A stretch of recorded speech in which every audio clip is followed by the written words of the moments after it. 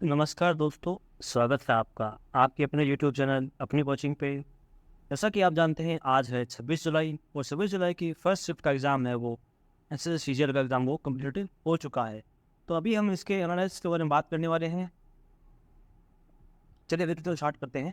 अगर आपको इस वीडियो का पीडीएफ चाहिए तो आप हमारे टेलीग्राम ग्रुप को ज्वाइन कर सकते हैं, वहाँ से आपको इसका पीडीएफ मिल जाएगा। बात करते हैं पहले क्वेश्चन की। तो आज पहला क्वेश्चन पूछा गया था कि भारतीय ओलंपिक संघ किस वर्ष स्थापित किया गया था। तो इसकी स्थापना है वो पूछ गई थी। तो इसकी स्थापना 1927 में हुई थी। बात करें इसके बारे में तो एक अस्थायी अखिल भारतीय ओलंपिक समिति का गठन है वो 1923 से 1924 में किया गया था, जिसने फरवरी 1924 में अखिल भारतीय ओलंपिक खेलों का आयोजन किया था। 1924 के पेरिस ग्रीष्मकाल ओलंपिक में भारत का प्रतिनिधित्व करने के लिए प्रबंधक हैरी क्रो क्रोब्रक के साथ 8 एथलीट को दल भेजा था। इसने भारत में खेलों के विकास और संस्थाओं की स्थापना को गति दी और 1927 में भारतीय ओलंपिक संघ यानी IOA का गठन किया गया। इसके संस्थापक है वो अध्यक्ष सर दोराबजी टाटा और डॉक्टर AG नौरान थे। तो 2024 में है वो भारतीय टीम ओलंपिक खेलने गई थी। एक अस्थायी संगठन हुआ था ओलंपिक संघ, लेकिन 1927 में है वो ओलंपिक संघ के द्वारा ओलंपिक संघ जो है उसके द्वारा मान्यता प्राप्त हो गई भारतीय ओलंपिक संघ को। बात करें भारत की, तो भारत ने पहली बार है वो 1900 में पेरिस ओलंपिक में भाग लिया था।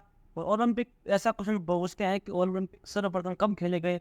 तो ओलंपिक है वो 1896 में एथेंस में खेले गए थे शुरू हुए प्रथम, और भारत ने 1900 में भाग लिया।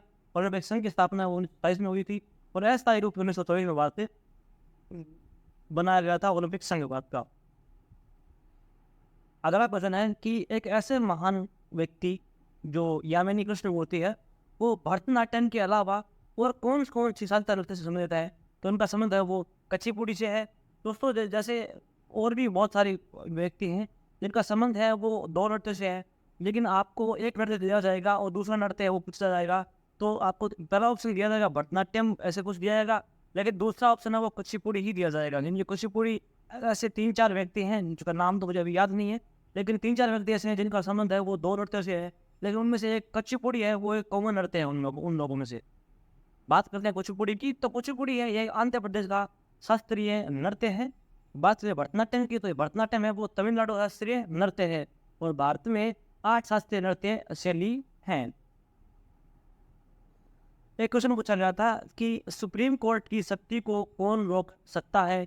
तो संसद है वो सुप्रीम कोर्ट को ऊपर रोक सकती है। संसद बना सकते हो, संसद में संविधान है वो उस पर पावर लगा सकता है। एक और क्वेश्चन था कि सर्वोच्च न्यायालय के लिए नियम कौन बनाता है। तो इसका उत्तर होगा संसद। हो सकता है ये दोनों में से एक क्वेश्चन पूछा गया, हो सकता है दोनों ही क्वेश्चन पूछे गए, लेकिन क्वेश्चन जरूर पूछा गया था इनमें से। तो इसका जानते हैं कौन सा उल्लेख कहाँ पे है इसका। तो सर्वोच्च न्यायालय है वो राष्ट्रपति की मंजूरी के साथ है न्यायालय के संचालन एवं प्रक्रिया को विनियमन करने के लिए नियम बनाया सकता है।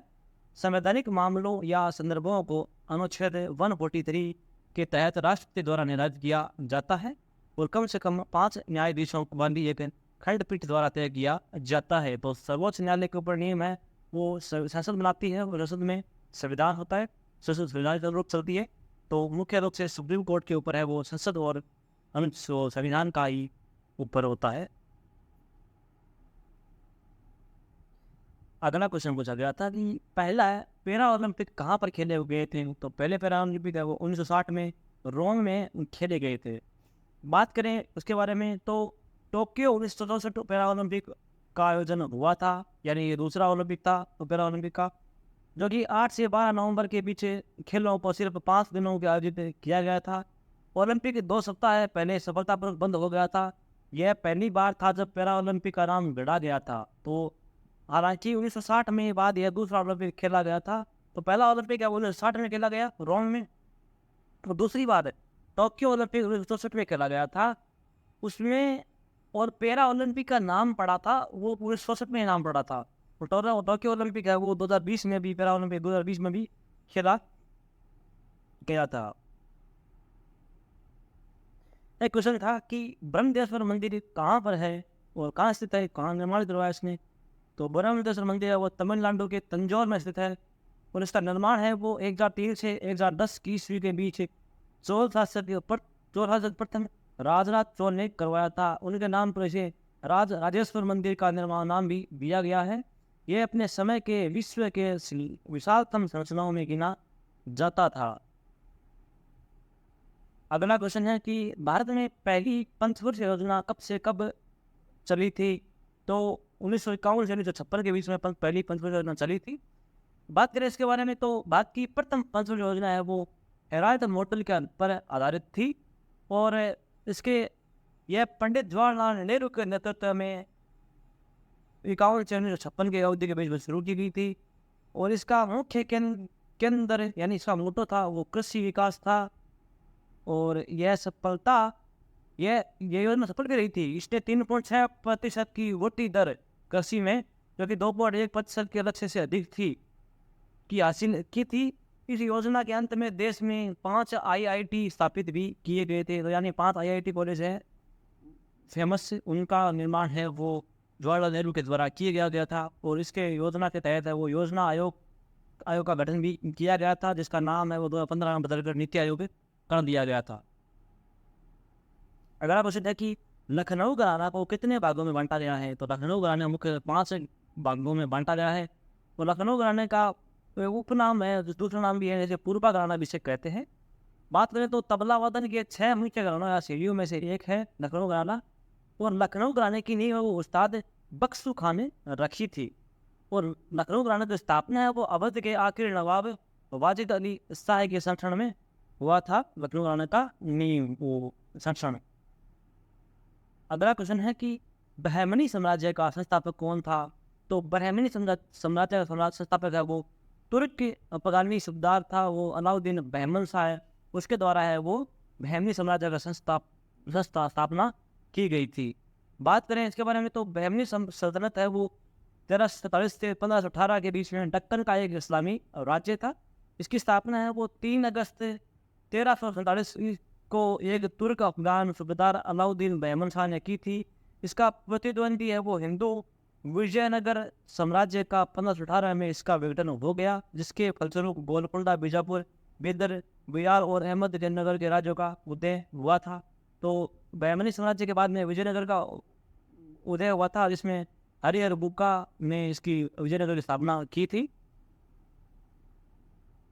एक क्वेश्चन पूछा गया था कि नदियों समय पूछा गया था कि नदी कौन सी नदियों की सहायक नदी है। ऑप्शन दिए थे 3 कि ये नदी कौन सी नदी की सहायक नदी है। तो नदियों सहायक नदी के बारे में बात करें तो प्रमुख नदियाँ हैं जो सबसे लंबी नदी है भारत की, उनके बारे में बात करें तो सिंधु नदी है, उसकी सहायक नदियाँ हैं झेलम, चिनाब, रावी, व्यास और सतलुज। गंगा की सहायक नदियाँ हैं वो यमुना, चंबल, सोन, दामोदर, महाकाली, घाघरा, रामगंगा, कोसी, गंडक।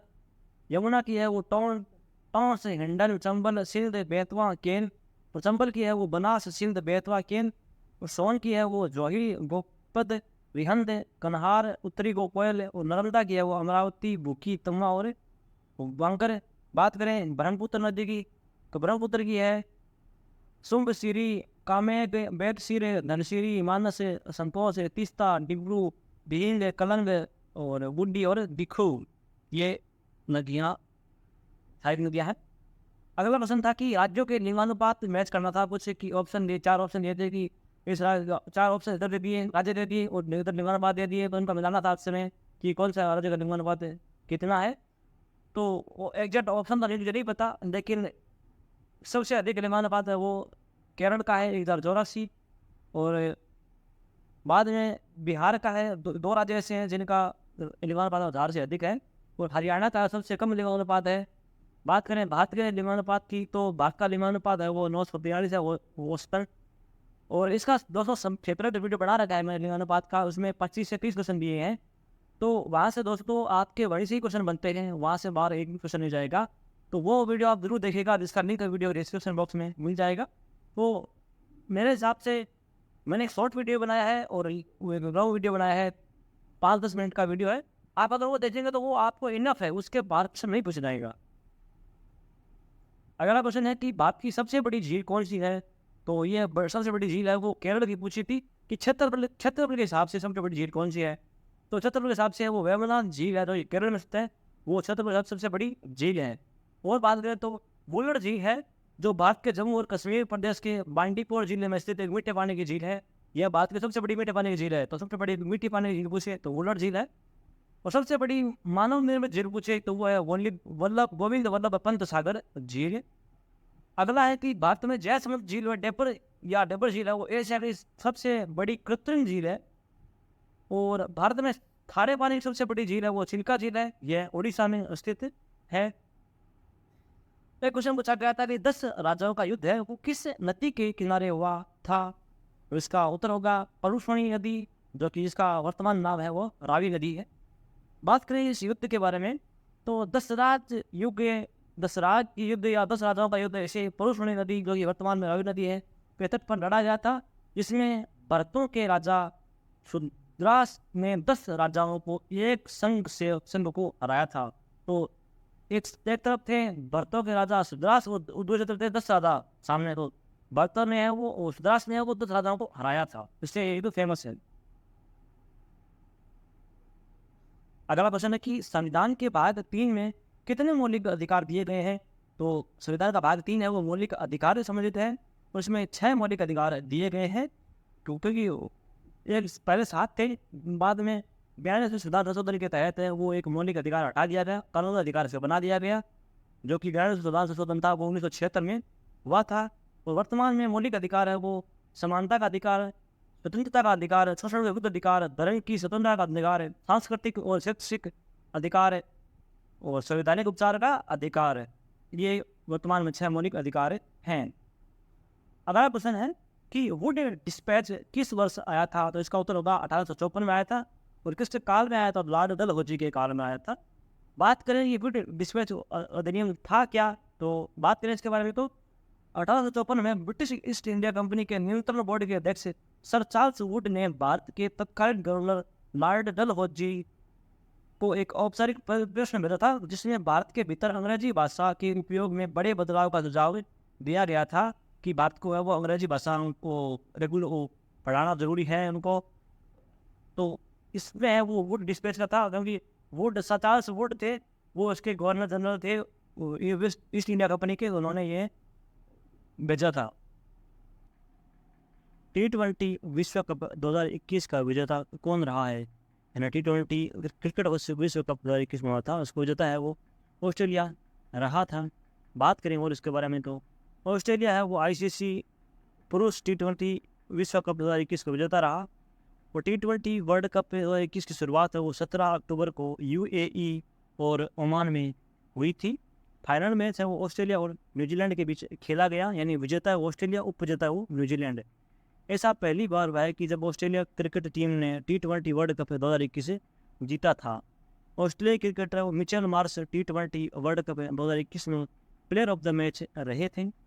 और बात करें तो भारत, पाकिस्तान, इंग्लैंड, श्रीलंका और ऑस्ट्रेलिया है, इन सभी टीमों ने एक एक बार है वो वर्ल्ड कप जीता है। T20 वर्ल्ड कप ये 5 टीमें हैं जिन्होंने एक बार वर्ल्ड कप जीता है। अगला क्वेश्चन है कि स्वतंत्र भारत की पहली महिला राज्यपाल कौन थी। तो पहली महिला राज्यपाल है वो सरोजिनी नायडू थी और यह उत्तर प्रदेश से उपराज्यपाल थी। बात करें और अन्य महिलाएं जो प्रथम महिलाएं हैं, तो भारत की पहली महिला डॉक्टर है वो है आनंदी गोपाल जोशी, जो कि 1887 में थी। और भारत की पहली महिला शिक्षिका है वो सावित्रीबाई फुले, ये बहुत फेमस है 1848 में। और भारत की पहली महिला IPS ऑफिसर जो किरण बेदी है 1972 में, ये बहुत फेमस है।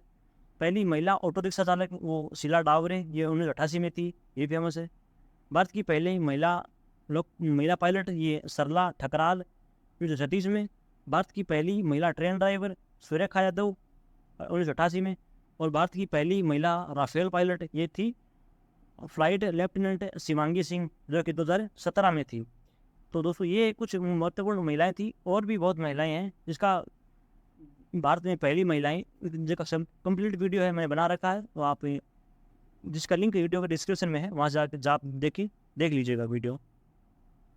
अगला क्वेश्चन पूछा गया था कि भारतीय राष्ट्रीय राजमार्ग प्राधिकरण या NHAI की स्थापना कब हुई थी।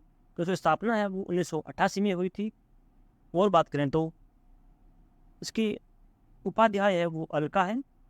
वरिष्ठ नौकरशाह इस अलका उपाध्याय को 4 सितंबर 2021 को भारतीय राष्ट्रीय राजमार्ग प्राधिकरण NHAI का अध्यक्ष चुना गया था। तो नौकरशाह अलका है वो उसकी अध्यक्ष है वर्तमान में NHAI की। बात करें इसके बारे में तो इसका काम बात करें तो इसे सौंपे गए राष्ट्रीय राजमार्गों के विकास, रख रखाव और प्रबंधन या उससे जुड़े आकस्मिक मामलों के लिए जिम्मेदार है। NHAI ने DBFTO रियायत दाताओं द्वारा राजमार्गों को डिजाइन, निर्माण, संचालन और रख रखाव के लिए रियायत समझौते में प्रवेश किया है। तो मुख्यतः इनका काम है वो राष्ट्रीय राजमार्गों को रख रखाव व प्रबंधन का काम है इनका। अगला प्रश्न पूछा गया था कि नाबार्ड की स्थापना किस वर्ष हुई थी। तो नाबार्ड की स्थापना है वो 12 जुलाई 1982 को हुई थी। बात करें क्या है और क्यों इसकी स्थापना हुई, तो भारतीय रिजर्व बैंक के कृषि ऋण कार्यों और तत्कालीन कृषि पुनर्वित्त और विकास निगम ARDC के पुनर्वित्त कार्यों को अंतरित कर नाबार्ड 12 जुलाई 1982 को अस्तित्व में आया था।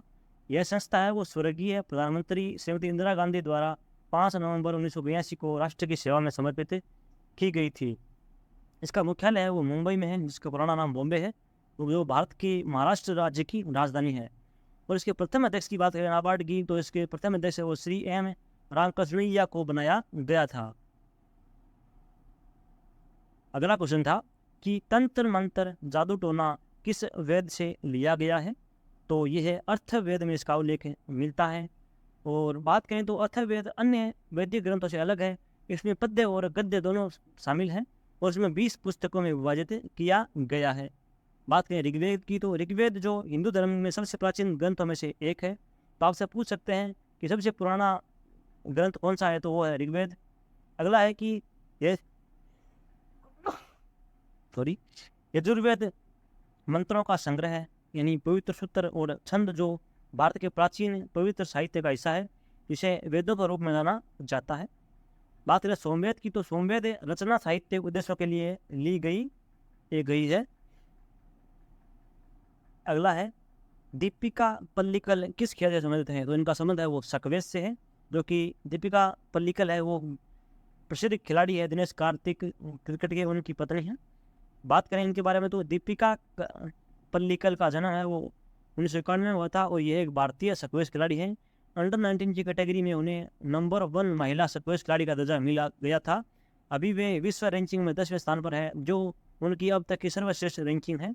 इनकी उपलब्धियों के बारे में बात करें तो भारतीय चैलेंजर 2010 में, मकाऊ 2013 और 2014 इंचियोन एशियाई खेलों में कांस्य पदक महिला एकल में और 2014 इंचियोन महिला एशियाई खेलों में रजत महिला टीम में और 2018 में जकार्ता एशियाई खेलों में कांस्य पदक महिला एकल में। 20 में उन्होंने 2012 से 2015 तक है उन्होंने अपने अनबन के कुछ बोर्ड से अनबन के कारण, जो कि इनकी फीस को लेकर कुछ मुद्दा हो गया था कि महिलाओं को है वो पुरुषों के बीच में अगर पुरुषों को 100% मिलता है तो महिलाओं को 40% फीस ही मिल रही थी। तो कुछ पैसों को लेकर कुछ बात हो गई थी बोर्ड से, तो बीच में उन्होंने नहीं खेला था 2012 से 2015 के बीच में, बाकी लगातार है। बात करें और तो शोषण के विरुद्ध अधिकार है किस अनुच्छेद में दिया गया है। तो ये संविधान के अनुच्छेद 23 और 24 में इसका उल्लेख मिलता है। और शोषण के विरुद्ध अधिकार है वो एक हमारा मौलिक अधिकार है। अगला क्वेश्चन है कि स्थायी चुंबक कैसे बनता है। तो स्थायी चुंबक है वो इस्पात या लोहे से बनता है, इसका ये ऑप्शन था। और बात करें इसके बारे में तो स्थायी चुंबक को स्टील, निकल और कोबाल्ट जैसे धातुओं से बनाया जाता है। इसकी चुंबकीय शक्ति शीघ्र नष्ट नहीं होती है। स्थायी चुंबक का उपयोग विद्युत मोटरों में किया जाता है। इसका उपयोग धारामापी, एमीटर और वोल्ट मोटर में भी किया जाता है।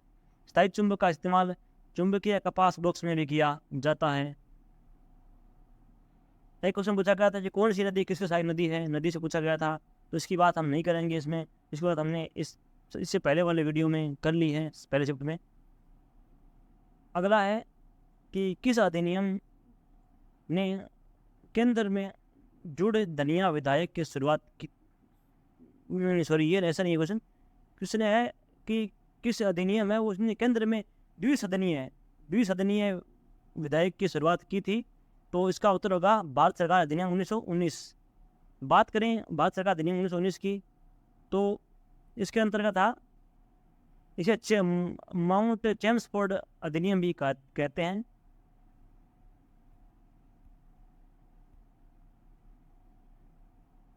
इसका उद्देश्य था कि ऐसे मामले जो राष्ट्रीय महत्व के थे या एक से अधिक प्रांतों में संबंधित थे केंद्रीय स्तर पर शासित होते थे, जैसा कि विदेशी मामले, रक्षा, राजनीतिक संबंध, संचार, सार्वजनिक ऋण, नागरिकों और आपराधिक कानून, तार सेवाएं आदि।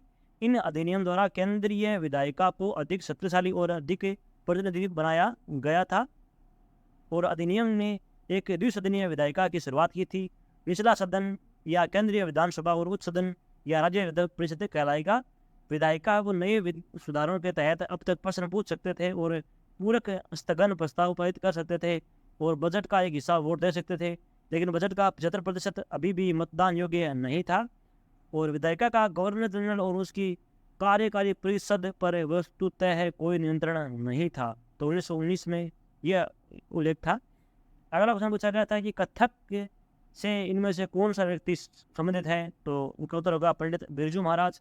बात करें कथक के अन्य कलाकारों के बारे में, तो बिरजू महाराज, सितारा देवी, शोभना नारायण, मालविका सरकार, अच्छन महाराज, नच्चू महाराज इत्यादि कथक नृत्य से संबंधित है।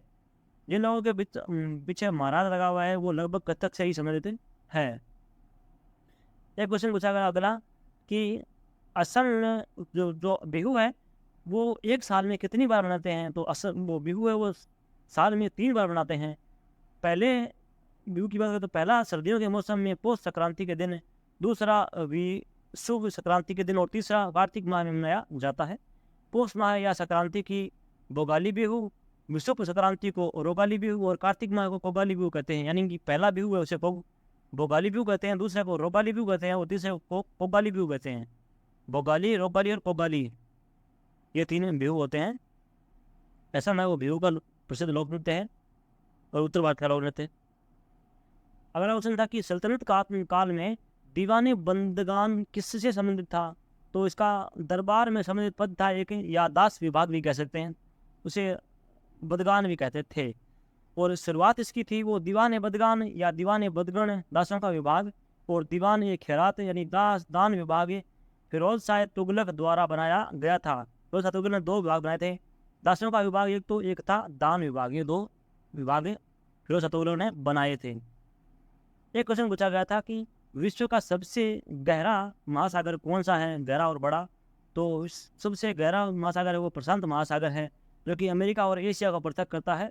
यह विश्व का सबसे बड़ा और सबसे गहरा महासागर है। सबसे छोटा है वो अंटार्कटिका है, आर्कटिक महासागर, सॉरी, अंटार्कटिका तो महाद्वीप है। अगला क्वेश्चन है कि केरल, हरियाणा, आंध्र प्रदेश की सार्थकता दर कितनी है क्रमश है। ये क्वेश्चन दिया गया था कि केरल और हरियाणा और उनकी बताइए कितनी है, तो केरल की वो 94 है, 60% है, और हरियाणा की है वो 75.55 है, और आंध्र प्रदेश की है वो 65.40 है। बात करें तो रिपोर्ट के अनुसार है वो केरल की है वो 96.27, हमें केरल वो 100% राज्य साक्षर है। वो आंध्र प्रदेश को 66.4 के साथ सबसे पीछे, पुरुषों में 14.4 कम महिला साक्षरता दर है। तो इन तीनों में है वो सबसे कम है वो आंध्र प्रदेश की है साक्षरता दर। भारत के किस राज्य में लाई हरोबा उत्सव मनाया जाता है, तो लाई हरोबा उत्सव है वो मणिपुर राज्य में मनाया जाता है। और इसके बारे में और बात करें तो लाई हरोबा, इसे या फिर लाई हरोबा भी कहते हैं, इसे मणिपुर के मुख्य उत्सवों में से एक है। यह नृत्य का एक प्राचीन रूप है जो मणिपुर में सभी नृत्य शैलियों में रूपों का आधार है। इसका शाब्दिक अर्थ है देवताओं का आमोद प्रमोद। तो आपसे ये भी पूछ सकते हैं कि लाई हरोबा का शाब्दिक अर्थ क्या होता है, तो इसका अर्थ होता है देवताओं का आमोद प्रमोद। एक क्वेश्चन है कि केलुचरण महापात्रा निम्नलिखित में से किस शास्त्रीय नृत्य से संबंधित है, तो इनका संबंध है वो उड़ीसा से है। इनके बारे में बात करें तो गुरु केलुचरण महापात्र है, जिनका जीवन काल है वो 1926 से 2004 तक था, ने ओडिसी का पुनर्विस्तार किया था। ओडिसी प्रांत की एक ओडिसी है वो उड़ीसा प्रांत का एक शास्त्रीय नृत्य शैली है। केलुचरण महापात्रा को सन 1998 में भारत सरकार द्वारा कला क्षेत्र में पद्म भूषण से भी सम्मानित किया जा चुका है। और ओडिसी नृत्य है वो भारत के 8 नृत्य शैलियाँ हैं, शास्त्रीय नृत्य शैली है, उनमें से एक नृत्य शैली ओडिसी शैली है। अगला क्वेश्चन है कि राजस्व प्राप्तियों में निम्नलिखित में से क्या शामिल नहीं है। तो इसमें इसके अंदर केंद्र के करों और अन्य जिम्मेदारियों में होने वाली कमाई है वो राजस्व प्राप्तियों में शामिल नहीं है। बात करें इसके अंतर्गत तो केंद्र द्वारा एकत्र किए गए और अन्य शुल्क, निवेश पर प्राप्त ब्याज और लाभांश और सेवाओं के लिए सरकार को भुगतान की गई फीस और शुल्क सभी को राजस्व प्राप्तियां मानते हैं। तो प्राप्त राजस्व के अंतर्गत नहीं आने वाली है वो है केंद्र के कर और अन्य जिम्मेदारी, वो अंतर्गत नहीं आती है। और केंद्र के अंतर्गत आती है वो ये टॉपिक है, ये जो है वो केंद्र के राजस्व प्राप्ति के अंतर्गत आती है। अगला क्वेश्चन पूछा गया था पॉलिटी से कि किस संविधान संशोधन के तहत 6 से 14 वर्ष के बच्चों को निःशुल्क शिक्षा दी जाती है। तो इसका उत्तर है 86वां संविधान संशोधन, जो कि 2022 में हुआ था, फिर 2002 में हुआ था। और यह 11वां मौलिक कर्तव्य भी जोड़ा गया था 86वें संविधान संशोधन के तहत। इसके बारे में और बात करें तो सरकारी स्कूल सभी बच्चों को मुफ्त शिक्षा उपलब्ध कराएंगे और स्कूलों का प्रबंधन है वो स्कूल प्रबंध समितियां द्वारा किया जाएगा। तो संविधान में पहले 10 मौलिक कर्तव्य थे, लेकिन उसके बाद 2002 में है एक मौलिक कर्तव्य और जोड़ा गया था 11वां। अगला क्वेश्चन था कि ऑस्ट्रेलिया टीम के टेस्ट फॉर्मेट का कौन सा फास्ट बॉलर है वो कप्तान बना है। तो पैट कमिंस हैं वो ऑस्ट्रेलिया टीम के टेस्ट फॉर्मेट के कप्तान हैं। और ये दिसंबर 2021 में एशियाई सीरीज से पहले कमिंस को ऑस्ट्रेलिया की टेस्ट टीम की कमान मिली थी। एक विवाद के बाद टीम में पेन को कप्तानी से इस्तीफा देना पड़ा था। 11 साल से ऑस्ट्रेलिया टीम के अहम सदस्य कमिंस तीनों फॉर्मेट में कंगारू टीम के प्रमुख गेंदबाज हैं। उनकी अगुवाई में ऑस्ट्रेलिया टीम है वो एशियाई सीरीज है वो 3-0 से जीतने में सफल भी रही थी। अगला क्वेश्चन है कि निम्न में से किस राजा ने अदालत या अपने दरबार में सजदा और पोबोस प्रथा शुरू की थी। तो गयासुद्दीन बलबन है, उन्होंने इस प्रथा को लागू किया था। तो बात करें सजदा और पोबोस क्या चीज़ है, तो इससे पहले बात करते हैं गयासुद्दीन तुगलक के बारे में। तो गयासुद्दीन बलबन है, इनका कार्यकाल है वो इनका वो शासनकाल है वो 1266 से 1284 के बीच में था। और सजदा एक ऐसी प्रथा थी जो दिल्ली के पहले सुल्तान थे उन्होंने ये लागू की थी। सजदा का मतलब है कि स्वामी को या अपने राजा को घुटने टेक कर अपने उनके पाँव में घुटने टेकना या उसके घुटने टेक कर प्रणाम करना, ये सजदा के अंतर्गत आता है। अगला क्वेश्चन है कि मगध महाजनपद किन 2 नदियों के बीच में था। तो मगध महाजनपद है वो गंगा और सोन नदियों के बीच में था। बात करें इसके बारे में तो मगध बुद्धकालीन समय में एक शक्तिशाली राजतंत्र में से एक था। यह दक्षिणी बिहार में स्थित था और बाद में उत्तर भारत का सर्वाधिक शक्तिशाली महाजनपद बन गया था। तो बात करें सबसे शक्तिशाली जनपद कौन सा था, तो वो था मगध महाजनपद। मगध महाजनपद है वो इसकी सीमा उत्तर में गंगा से, दक्षिण में विंध्य पर्वत तक, पूर्व में चंपा से, पश्चिम में सोन नदी तक विस्तृत थी। अगला क्वेश्चन पूछा गया था जनगणना से कि भारत में पहली बार जनगणना किस वर्ष हुई थी। तो इसका सही उत्तर होगा किसके काल में हुई थी, तो इसका सही उत्तर होगा लॉर्ड मेयो के काल में। और बात करें इसके बारे में तो भारत में पहली जनगणना है वो 1872 में हुई थी लॉर्ड मेयो के शासनकाल में, तथा व्यवस्थित जनगणना है वो 1881 में लॉर्ड रिपन के काल में हुई थी। और बात करें इसके बारे में तो 1901 में है वो यह हर दशक में होता आ रहा है। तो 1881 के बाद में प्रत्येक 10 साल के बाद है वो जनगणना होती है। जनगणना से और भी महत्वपूर्ण है जो आपसे पूछा जाता है परीक्षा में। तो 2011 की जनगणना है वो आज़ादी के बाद 15वीं और टोटल ओवरऑल 15वीं और आज़ादी के बाद 7वीं जनगणना है। ये क्वेश्चन अभी पिछले स्पीड में पूछा गया था कि 15वीं जनगणना है वो कौन सी थी, तो उसका तो होगा 2011। और 2011 की जनगणना का नारा था कि हमारी जनगणना हमारा भविष्य, ये भी क्वेश्चन पूछ लिया गया है।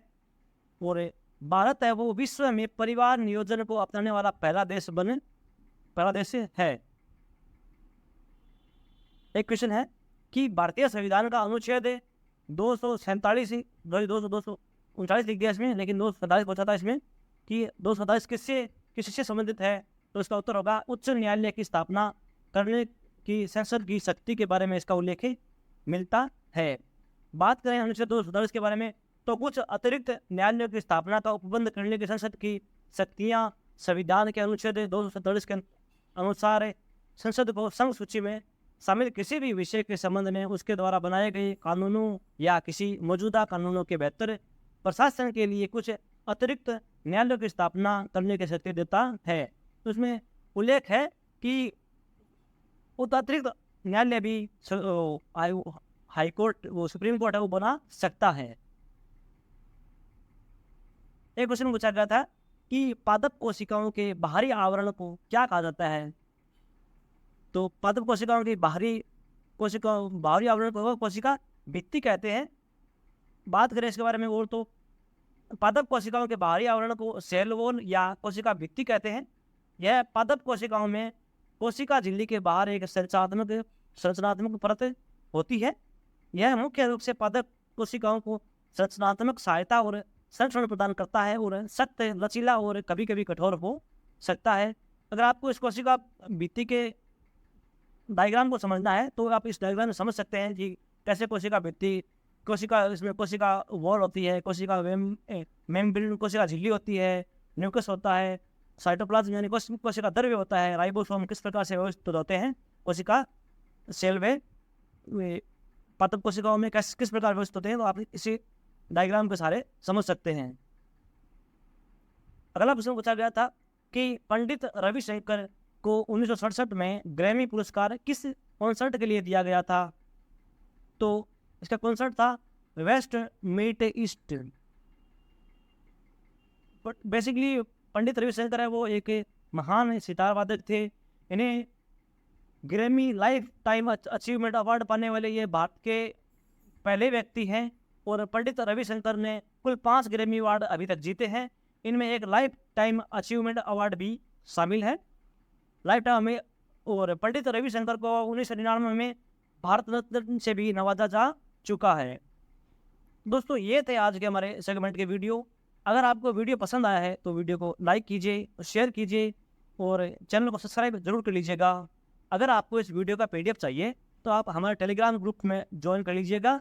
वहाँ से आपको फ्री ऑफ कॉस्ट है वो PDF प्रोवाइड करवा दी जाएगी। टेलीग्राम का लिंक है वो आपको वीडियो के डिस्क्रिप्शन बॉक्स में मिल जाएगा। दोस्तों ऐसे ही हमारे चैनल पर सपोर्ट बनाए रखिएगा। धन्यवाद।